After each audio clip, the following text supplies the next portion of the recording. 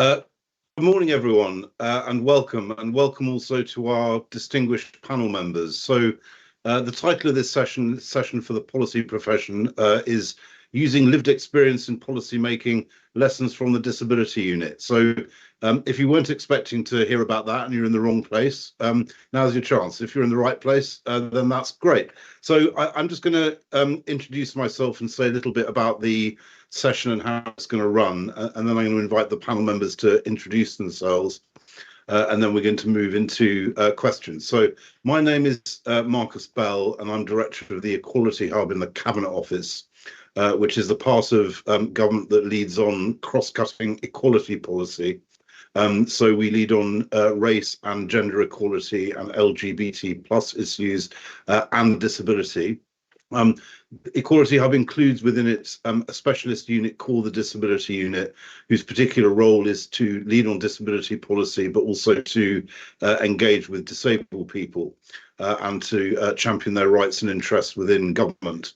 So we thought the best way of getting some insight into engaging with disabled people and taking account of lived experience in policy making was to hear from some of the stakeholders we work very closely with in the Disability Unit, which is the panel. So I should have welcomed the interpreters as well. So we have Carleen and Gary who are interpreting today. But I will just pause and invite the panel members just to introduce themselves and say a little bit about themselves and their background. And we'll then go into a number of questions from the panel members. And if there's time at the end, we'll pick up questions from the Slido, which I hope you've all got access to. So perhaps we could just ask the panel members to introduce themselves next. So starting with Craig.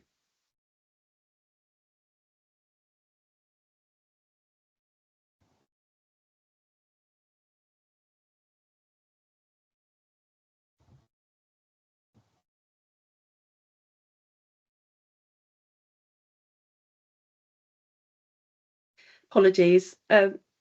Good morning, everybody. I'm Craig Crowley. I'm a BSL user, British Sign Language user, and I am the chair of the BSL Advisory Board, part of the Disability Unit. I'm also co-chair as well, and I work closely with work towards the BSL Act. But my full-time job is I'm chief executive of a deaf charity that covers the UK called Action on Deafness. Thanks very much, Craig. Perhaps we could go to Sammy Everard now. Thank you. Good morning. My name is Sammy Everard. I am the chair of the Regional Stakeholder Network for the South West, which is for the Disability Unit. And my day job is I'm the chief exec and founder of a charity that's also called SAMI that supports disabled people into self-employment. Thank you very much. And Jean Hewitt next, please. Good morning, everyone. So I'm Jean Hewitt. I work with the Office of Disability Issues in the government as in a voluntary capacity. I am the Cabinet Office appointed voluntary disability access ambassador for the built environment. There are 15 to 20 ambassadors currently active in the UK. So mine is the built environment sector. I also work closely with the British Standards Institute on guidance around disability and access. And my day job is for Buro Happold, which is a multidisciplinary built environment consultancy practice. Thank you very much. And thanks once again to the panel members for joining us this morning. So I think we'll now move into a number of questions that I'm going to put to members of the panel. And my first question is about the new government. Because I can still call it a new government because it was July, wasn't it, when they started? So the government made a commitment in its manifesto to champion the rights of disabled people and work closely with them. So that's obviously an important focus for policy civil servants. But the question I had for panel members was, what does that commitment mean to you? So perhaps starting with Craig again.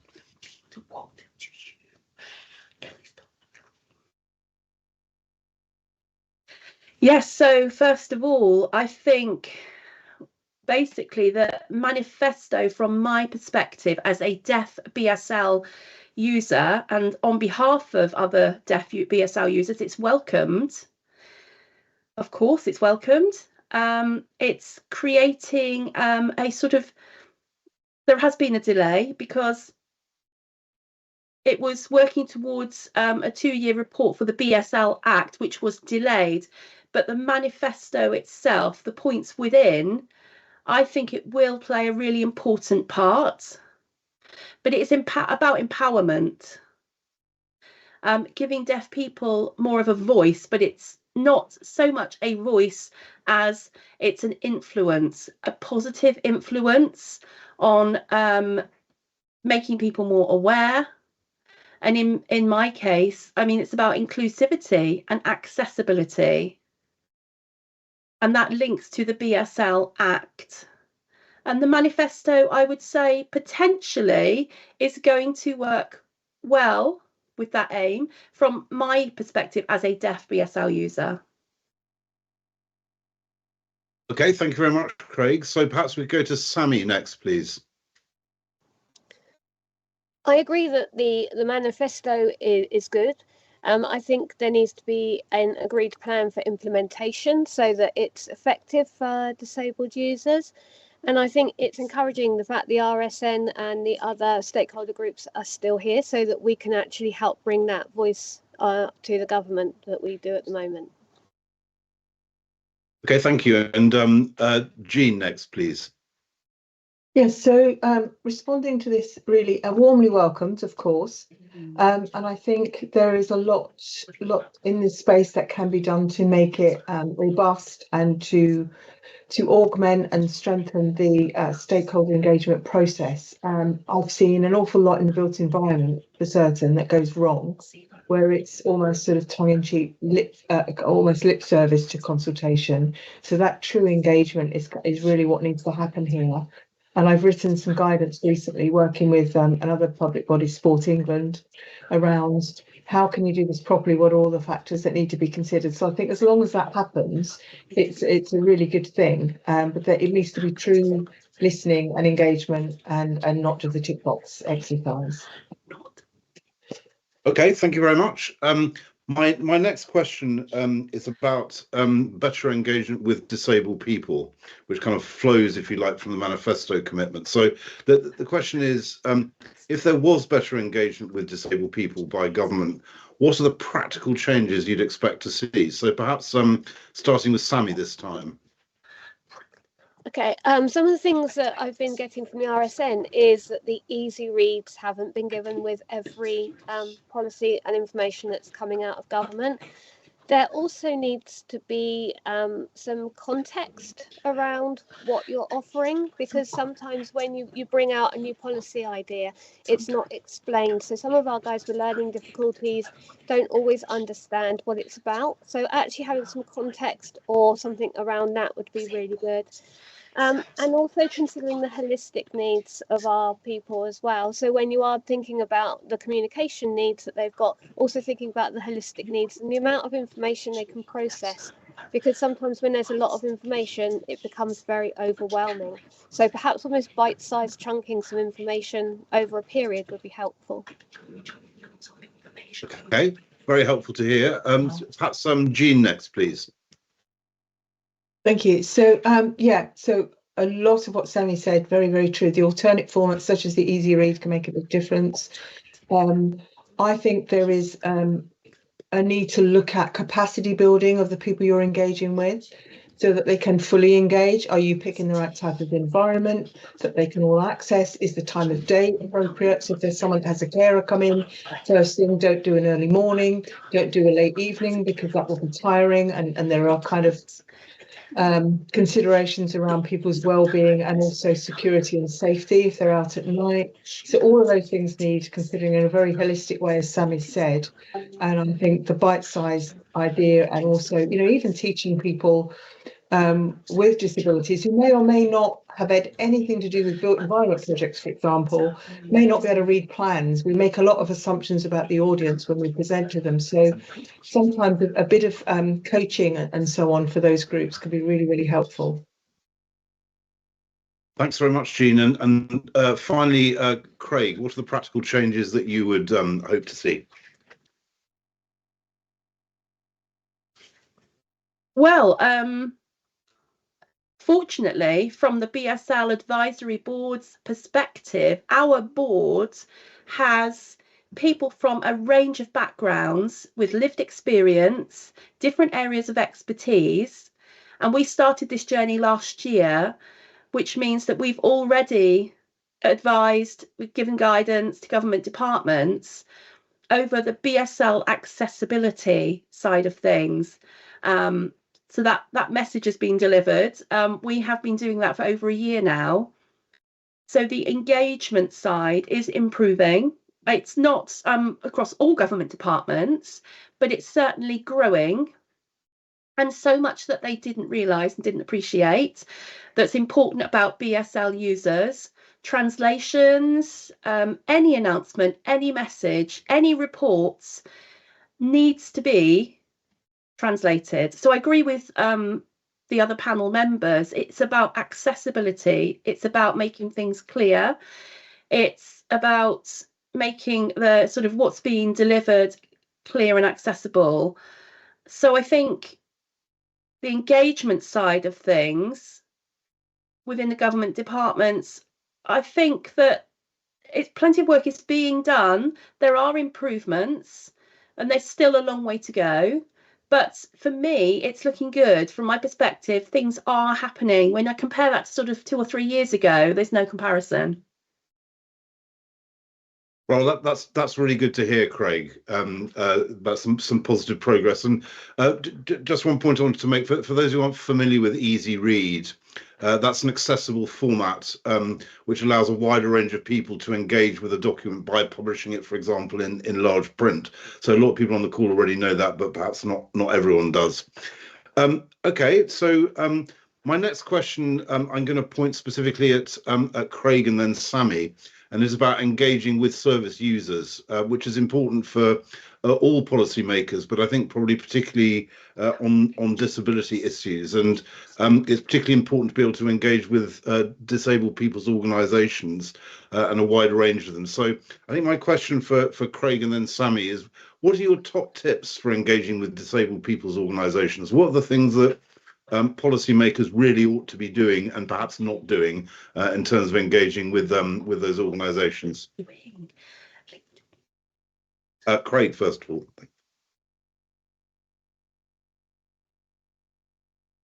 I think if I could give you 3 scenarios, perhaps. First of all, I think deaf organisations campaigning is one. The government department, policymakers is the second.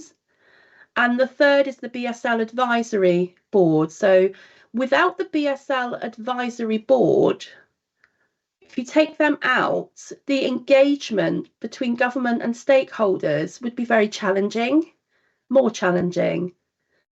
There would be more barriers. It would be, I mean, policymakers within government really don't understand the issues related to sign language users. So the stakeholder organisations who are campaigning,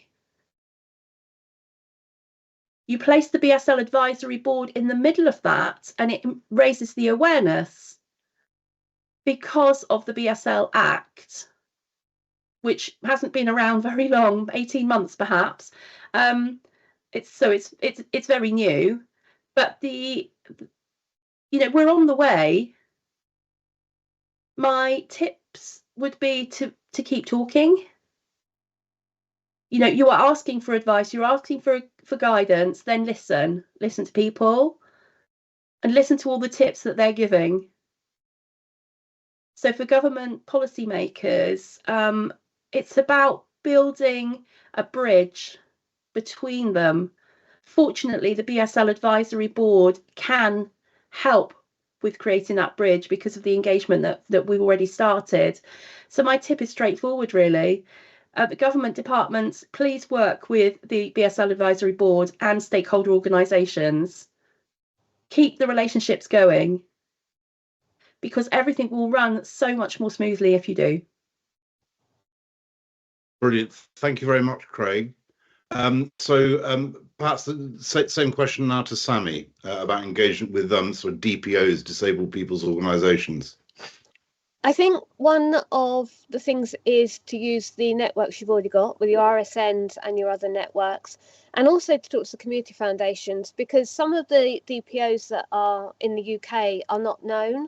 So the local community foundations will have a list of all the smaller voluntary organisations that are starting to grow that perhaps haven't quite hit that target where they're registered with Charity Commission or they're actually in the public view. So I think that's one of my top tips.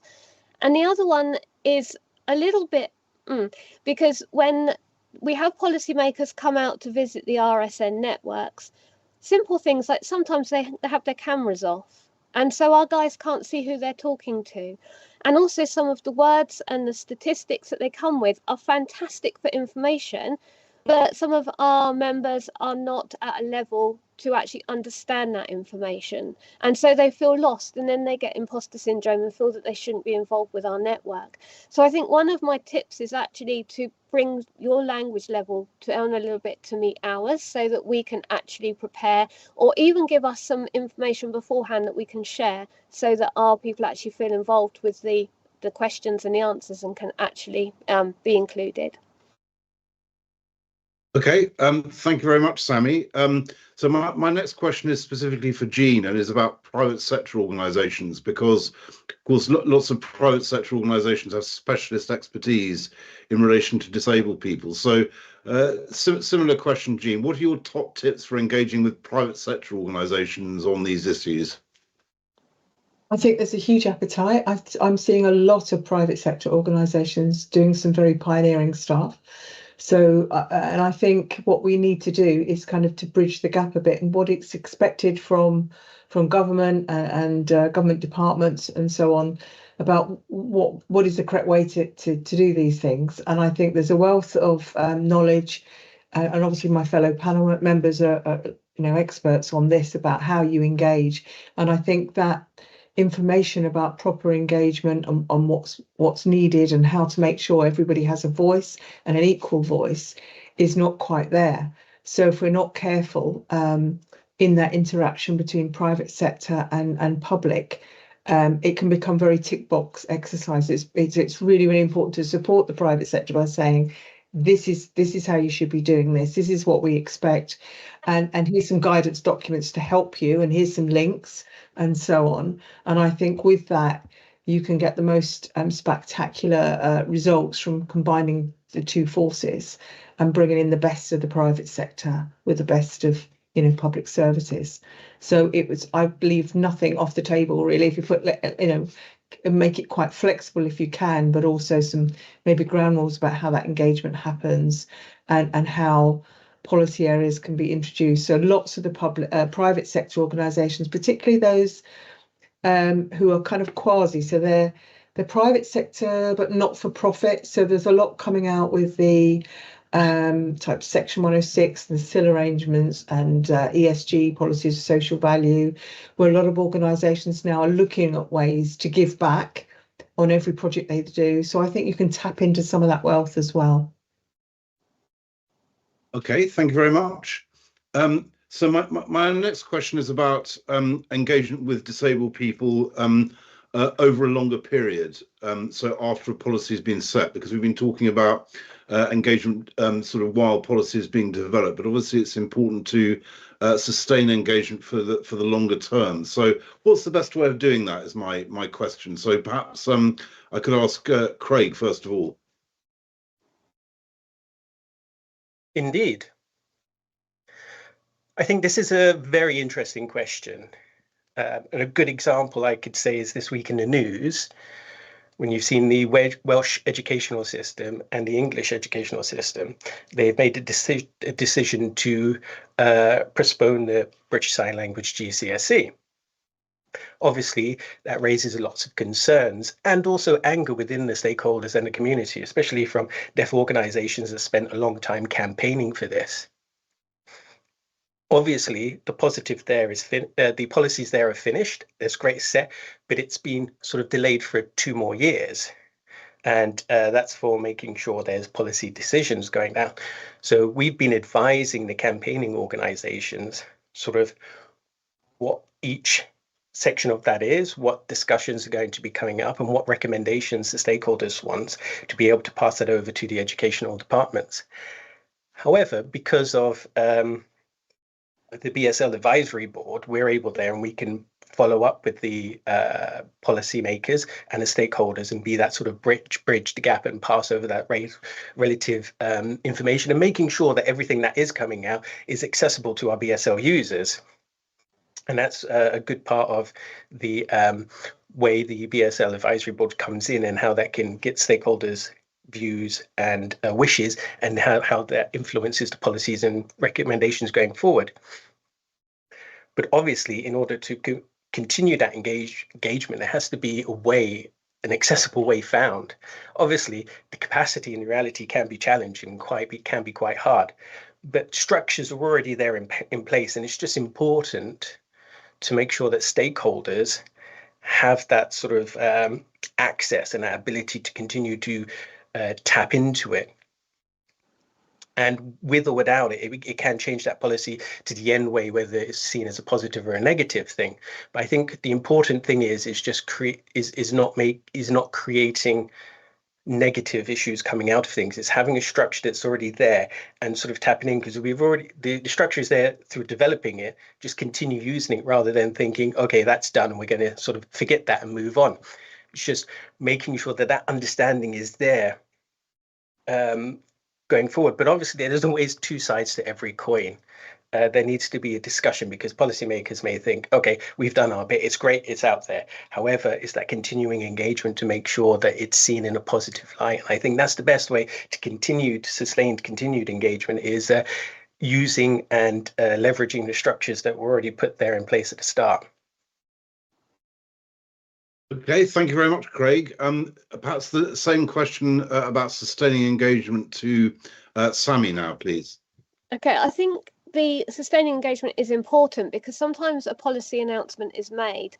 And again, going back to my context thing, having the understanding. So a lot of disabled people will hear something like, we're changing the rules around PIP, or we're changing the work capability assessment, and they don't actually understand what that means, how it's going to work, or how it's going to affect them. So then they start to panic, which brings in fear, and it damages mental health.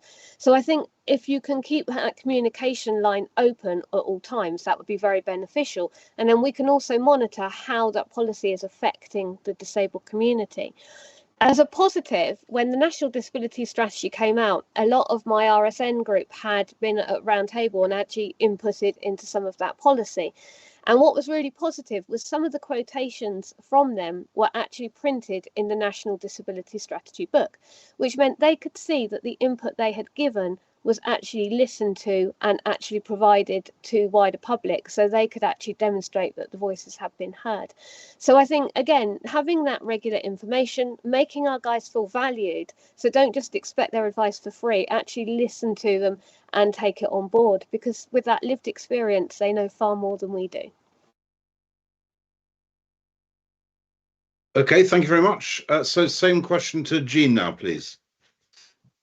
So, I mean, if this was a building, you would have consultation all the way through, and then you have a post-occupancy evaluation survey to see how it's doing when it's running. And I think it should be the same for policies. And you also, when we run a building, we have pulse checks every so often to make sure everybody's happy. And that's kind of the model that both Craig and Sammy are talking about, really, is what we're doing here. I think for me, what I observe sometimes is that those pulse checks, if you like, that checking in with everyone, how are you doing, that dialogue isn't always fully accessible. So it may not be in BSL or alternative formats like Easy Read or audio announcements and stuff.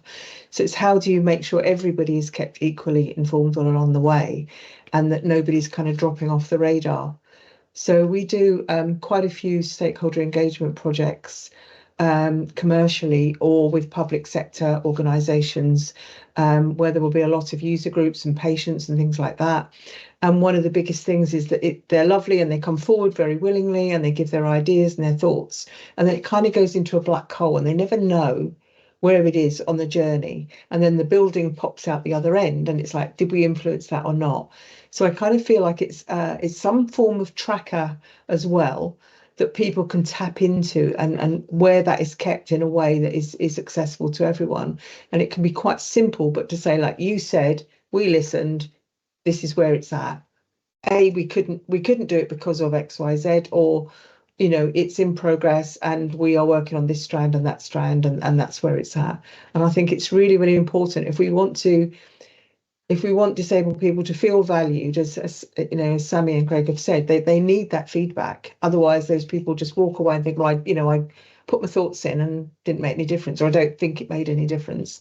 So it's absolutely critical to get it right. Okay, thank you very much, and huge thanks to the panel members for those really helpful and practical answers about what to do and about how to approach these issues about engaging stakeholders.